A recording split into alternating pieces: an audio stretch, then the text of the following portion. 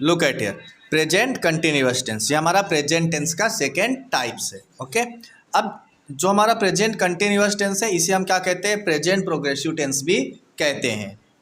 इतना समझ में आया?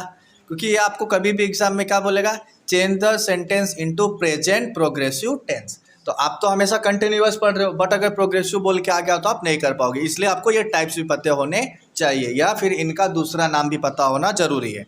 फिर स्ट्रक्चर, यानी आप अगर किसी सेंटेंस को प्रेजेंट प्रोग्रेसिव में चेंज कर रहे हो तो उसका स्ट्रक्चर क्या होना चाहिए, पहले तो ये आपको पता होना चाहिए। जैसे हम ह्यूमन बीइंग है तो टॉप में हमारे क्या है, हेड है, फिर फॉरहेड है, आइस है, आईब्रोस है, नोज, राइट, माउथ, फिर चिन, देन अपना नेक, चेस्ट, स्टमक, देन लास्ट में इन बॉटम लेग है, और देन फिंगर्स है लेग का, टोस बोलते हैं जिसे हम। तो जैसे एक स्ट्रक्चर है बॉडी का ह्यूमन बीइंग का, उसी तरह इंग्लिश के जो हमारा प्रेजेंट कंटिन्यूअस टेंस है, फिर जो इंग्लिश के जो भी हम सेंटेंस बनाते हैं तो उनका भी क्या होता है, एक सिंपल स्ट्रक्चर होता है। तो उसी तरह प्रेजेंट कंटिन्यूअस टेंस में जो है हमारा उसका स्ट्रक्चर क्या है, तो सबसे पहले हमें क्या लिखना होता है, subject, after that is, M, R, इन तीनों में से किसी एक हेल्पिंग वर्ब का यूज करना होता है। इन्हें हम मॉडर्न ऑक्सिलरी वर्ब्स भी कहते हैं, ठीक है। उसके बाद मेन वर्ब के फोर्थ फॉर्म का यूज करना होता है, दैट इज आईएनजी फॉर्म। ऐसे वर्ड्स, ऐसा वर्ब जिसके एंडिंग में क्या लगा हो, आईएनजी।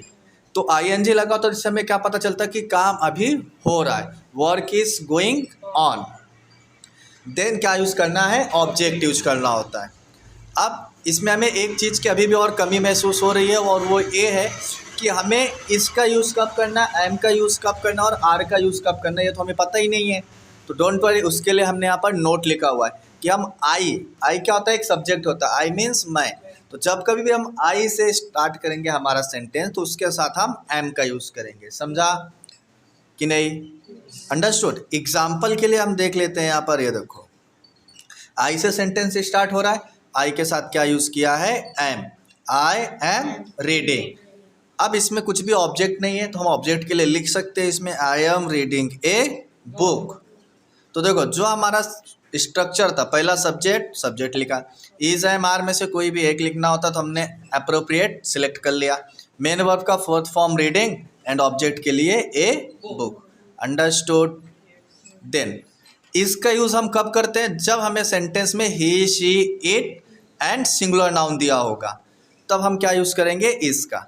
एग्जाम्पल के लिए देख लेते हैं, ही है यहाँ पर, ही क्या है बेटा, सिंगुलर नाउन है, तो देखो he is coming, he is coming, तो ये सब्जेक्ट हुआ, हेल्पिंग वर्ब हुआ, मेन वर्ब का फोर्थ फॉर्म हुआ। अब इसमें हमें ऑब्जेक्ट लगाना है तो हम लिख लेते हैं फ्रॉम USA, वह USA से आ रहा है, अंडरस्टूड। और एक एग्जांपल देख लेते हैं सिंगुलर नाउन का, राम एक सिंगल बंदा है, इंसान है, so Ram is going to market, समझ में आ रहा है, अंडरस्टैंडिंग और not, yes, okay. Then are, you, we, they, ये तीन हमारे सब्जेक्ट हैं, प्लस अगर कोई प्लूरल नाउन होगा, मतलब बहुवचन करता कोई होंगे, तो उसके साथ हमें आर का यूज करना होता है। तो दे आर टॉकिंग, सब्जेक्ट हुआ, हेल्पिंग वर्ब हुआ, मेन वर्ब का fourth form. You are playing, यहाँ पे किसी भी गेम का नाम लिख सकते हो, राइट। यहाँ पे भी आप आगे फिर स्ट्रक्चर बना सकते हो, they are talking about movie, right, ऐसा। तो आपको प्रेजेंट कंटिन्यूअस टेंस समझ में आया, अंडरस्टूड क्लियरली, एनी डाउट, कुछ पूछना है?